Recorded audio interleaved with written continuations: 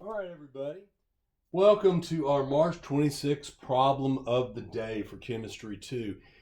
I figured we'd focus on one of our K constants that we've been working on this week. We've been going through the equilibrium constant for chemical reaction solutions and Ka, which is for the acid dissociation constant. I've put a video that embeds the two with a discussion of KSP, similar to what we did earlier today. We ran out of time, so we weren't able to get to KSP. So I figured, let me go ahead and get all that together on a video. I'll try to have that edited up and out by later tonight.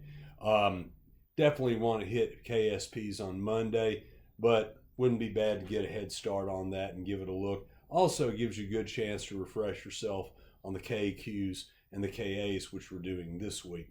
So here's our problem. Calculate the pH of a weak acid. Like we've been talking about, the great thing about KAs is that it helps us deal with the vast majority of acids which aren't like hydrochloric acid or sulfuric, which we assume are always going to dissociate fully in water. So thus, we can use a logarithmic relationship of the molarity of the acid to determine the pH. This isn't so for most acids, of course, like nitric. As we can see, nitric doesn't have a one-to-one association. Generally, the definition of a strong acid is one that has a Ka of at least 1, and nitrous acid certainly does not. Let's not confuse this with nitric, which is a strong acid.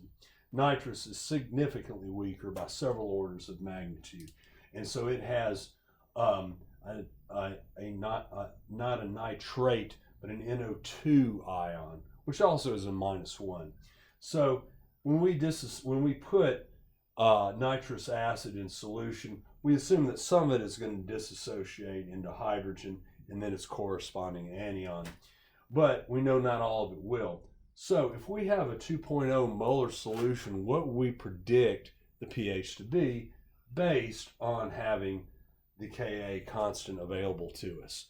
So look at some of the work that we've done this week, and don't be afraid to look at that video I hosted a few days ago that went into Kas when I decided to experiment and see how good my old container of reagent grade acetic acid was, to see if it was still good by using the ice chart and then a pH probe to see indeed was this acetic acid still worth keeping and as being good enough for laboratory grade use. I found that it certainly was. So here we go. Let's see if you can get that done. I'm going to post this officially into the announcements and as an assignment that you can respond to in the text box. Really do try to get into using that math editor function tool.